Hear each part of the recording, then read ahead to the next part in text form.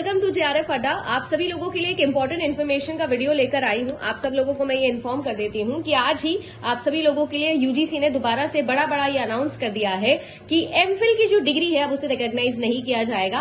पहले भी ये बात आ चुकी है, एमफिल की जो डिग्री है उसे डिसकंटिन्यू कर दिया गया है और अब से अगर आप सभी लोग एमफिल के अंदर एडमिशन लेना चाह रहे हो तो उसे डिसकंटिन्यू कर दिया गया है। अब एमफिल नाम का कोई कोर्स जो है उसे कोई भी रिकॉग्नाइज यूजीसी के अंदर आने वाली हमारी कोई भी यूनिवर्सिटी जो है वो मान्य नहीं मानती है।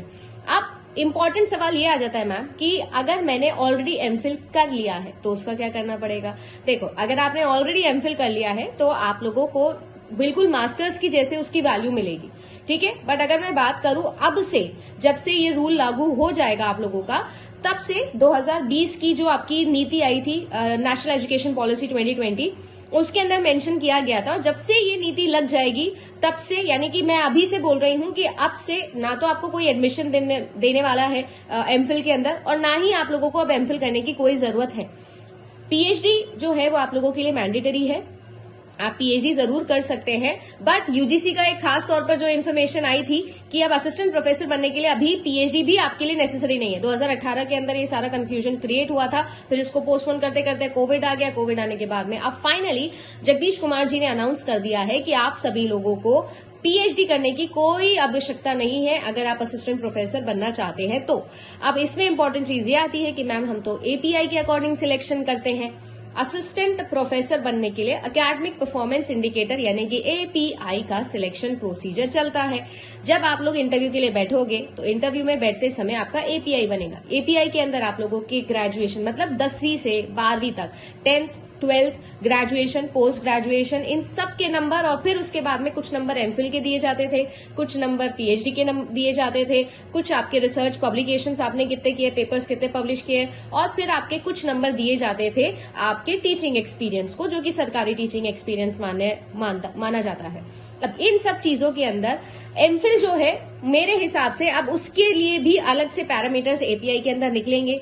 अब से अगर आपने एमफिल कर रहे हो या ड्यूरिंग आप अपने एमफिल चल रहे हो तो मैं आपको ये बता दूं कि आपको उसका कुछ खास फायदा नहीं मिलेगा, मास्टर्स जितना फायदा मिलेगा।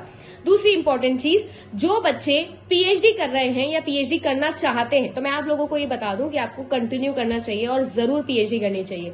अभी यूजीसी ने अनाउंस कर दिया है कि पीएचडी अनिवार्य नहीं है, बट आप सोच के देखना एपीआई के अंदर 30 नंबर है पीएचडी के। अगर आप सभी लोग असिस्टेंट प्रोफेसर बनने के इंटरव्यू में बैठते हो और आपके सामने 2 बंदे बैठे हैं और उनके एपीआई में वो पीएचडी करके आए हैं तो 30 नंबर उनको मिल रखे हैं और आपने पीएचडी नहीं करी है, सीधा नेट निकाल के आप पहुंचे हो, तो जाहिर सी बात है आपका एपीआई वैसे ही कम बनेगा। हाँ, इंटरव्यू में आप कैसा परफॉर्म करते हो वो बहुत मैटर करेगा, but at the end of the day API का तो भैया इन्फ्लुएंस आएगा ही ना। तो मैं ये जरूर कहूंगी एमफिल अब आपको नहीं करनी है, वो तो डेफिनेटली बात है। पीएचडी के बारे में जरूर ये मत सोचिएगा, पीएचडी जो है उसको करिएगा। भले ही अभी उन्होंने ऐसे बोल दिया है कि एंट्रेंस के लिए इंपॉर्टेंट नहीं है, बट प्रमोशन के लिए तो फिर आपको पीएचडी चाहिए रहेगा। तो पीएचडी करना तो है, मेरे हिसाब से तो मैं ये राय दूंगी। हाँ, अकॉर्डिंग टू यूजीसी अब ये नया रूल है कि एमफिल आपके लिए नहीं होगा, कोई मान्य नहीं रखता है। मैं न्यूज का क्लिपिंग दिखा रही हूँ आप लोगों को, और जो पीएचडी है वो भी आप लोगों के लिए अनिवार्य नहीं है। तो काफी आसान आप लोगों के लिए रास्ते बन गए हैं। यूजीसी नेट एग्जामिनेशन की तैयारी जो है वो जम के करनी है, क्योंकि पेपर हो रहा है डिफिकल्ट, सिलेबस कर रहे हैं चेंज, यानी कि पीएचडी या एमफिल को हटा के सारा कंसंट्रेशन एंट्रेंस एग्जाम पे आ रहा है। तो अगर आप सभी लोगों को अपना सिलेक्शन करवाना है यूजीसी नेट में तो जम के तैयारी करनी पड़ेगी, डिटेल में पढ़ना पड़ेगा, ऊपर से काम नहीं चलेगा।